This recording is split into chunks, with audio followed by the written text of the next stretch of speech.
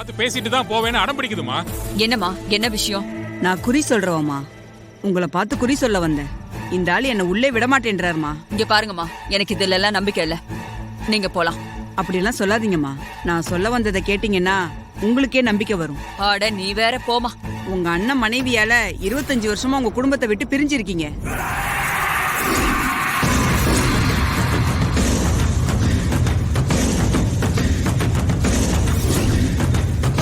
இப்பதான் உங்க குடும்பத்தோட ஒண்ணு சேர்ந்திருக்கீங்க.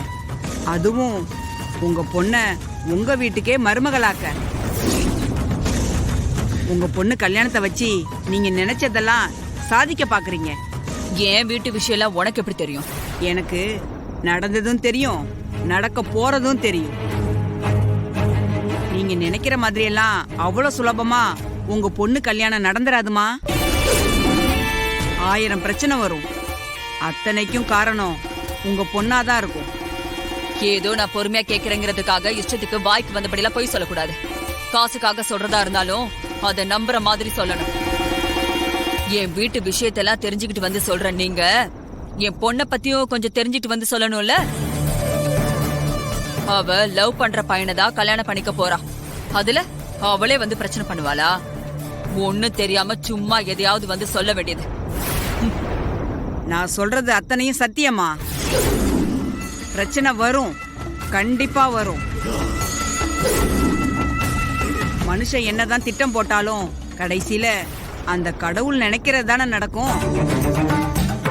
உங்க பொண்ணு பண்ண போற ஒரு விஷயம் அவ வாழ்க்கையே தலைகீழ மாத்த போகுது. உங்களோட திட்டத்தை, ஆசைய, கனவை எல்லாத்தையுமே சின்ன பின்னமாக்க போகுது. இங்க பாரு, எனக்கு இருக்கிற கோவத்துக்கு ஏதாவது சொல்லிட போறேன். வயசானவங்களாச்சேன்னு பாக்குறேன். கிளம்புங்க இங்க இருந்து. நான் சொல்றத நம்பல. நம்புற மாதிரி ஒண்ணு சொல்லவா? உங்க பொண்ணு இன்னைக்கு ஒரு காரியம் பண்ணிட்டு வருவா. அதனால உங்களுக்கும் உங்க பொண்ணுக்குமே பிரச்சனை வரப்போகுது. மகா, இங்க வா.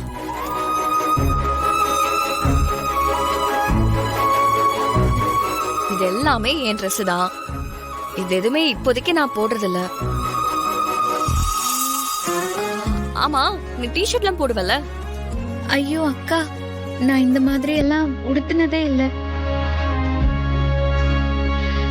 சரி, இப்போதைக்கு இதுல ஏதாவது ஒண்ணு எடுத்து நீ போட்டுக்கோ. நான் உனக்கு அப்புறமா வேற ட்ரெஸ் வாங்கி தரேன்.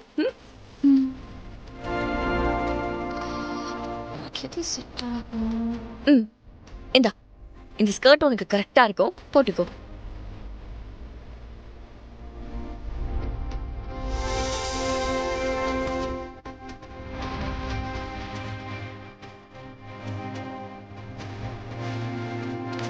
ஸ்கர்ட்டுக்கு மேட்சிங்கா என்ன போடலாம்? இந்த ஷர்ட் போட்டுக்கோ, இது பெர்ஃபெக்ட்டா இருக்கும். ஒரு நிமிஷம். என்னாச்சுக்கா? இது நான் கட்டிக்க போறவனோட ஷர்ட். அவன் ஞாபகமா வச்சிருக்கேன், தெரியாம உனக்கு கொடுத்துட்டேன். அப்படியாக்கா? சரி, பரவாயில்ல. இப்போதைக்கு நீ இதை போட்டுக்கோ. ஆனா இதை நீ திருப்பி கொடுத்துடணும், சரியா? சரிக்கா. இந்தா.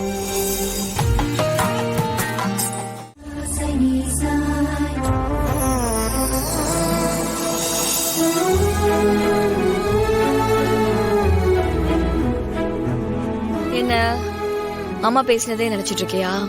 அதெல்லாம் எதுவும் இல்லக்கா. அவங்க எப்பவுமே அப்படிதான், எப்படி பேசணும்னே தெரியாது. அதெல்லாம் நீ பெருசா எடுத்துக்காத, விடு. நான் அத பத்தியெல்லாம் ஒன்னும் நினைக்கல. என்ன பத்தி தான் யோசிச்சிட்டு இருந்தேன். நீ எதை பத்தியும் யோசிக்க வேண்டாம், ஃபர்ஸ்ட் இதை சாப்பிடு. ஐயோ அக்கா, எனக்கு பசிக்கலக்கா. இப்பதானே சொன்னேன், அதையே நினைச்சிட்டு இருக்காதேன்னு. நான் சொன்னா கேட்கணும், புரியுதா? சாப்பிடு.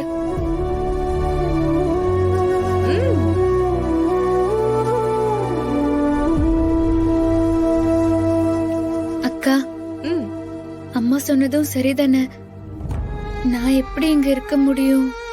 இப்பதானே சொன்ன, அதே நினைச்சிட்டு இருக்காதானே. உனக்கு என்ன பண்ணும்னு எனக்கு தெரியும். அது இல்லக்கா. உன்னை சாப்பிடுன்னு சொன்ன, சாப்பிடு.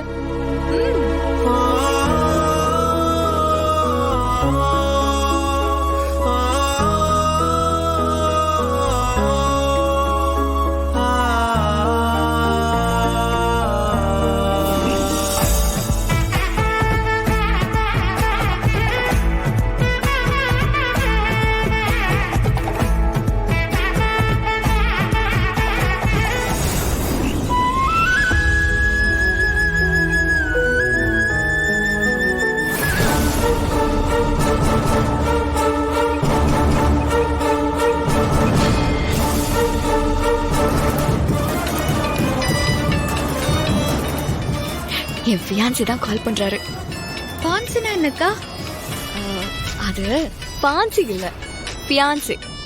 நான் கல்யாணம் பண்ணிக்க போறவரு. ஓ, நீ ஹாஸ்பிட்டல் அடிபட்டு மயக்கமா இருந்தப்போ உனக்கு ஆபரேஷனுக்கு அவர் தான் பிளட் கொடுத்து உன்னை காப்பாத்தினாரு. அப்படியா? ஆமா. அப்போ நீங்க பேசிட்டு கடைசி என்கிட்ட தரீங்களா? நானும் அவர்கிட்ட என்னை காப்பாத்தினதுக்கு நன்றின்னு சொல்லணும். கண்டிப்பா தரேன்.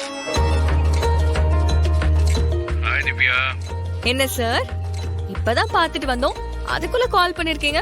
அது ரொம்ப முக்கியமான விஷயம், அதை சொல்ல தான் கால் பண்ணேன். என்ன விஷயம்?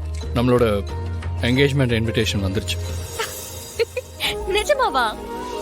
போன வாரம் தானே ஆர்டர் கொடுத்துட்டு வந்தோம், அதுக்குள்ள வந்துருச்சா? ஆமா, இப்பதான் கொண்டு வந்து கொடுத்துட்டு போனாங்க. அதான் உங்ககிட்ட சொல்லலான்னு உடனே கால் பண்ணேன். இந்த இன்விடேஷன்ல நீ ரொம்ப அழகா இருக்க. என்ன சார், கலாய்க்கிறீங்களா? சச்சே, நிஜமாலே நீ ரொம்ப அழகா இருக்க. அப்போ எனக்கு ஒரு போட்டோ எடுத்து சென்ட் பண்ண, நான் உடனே பார்க்கணும். அது முடியும்.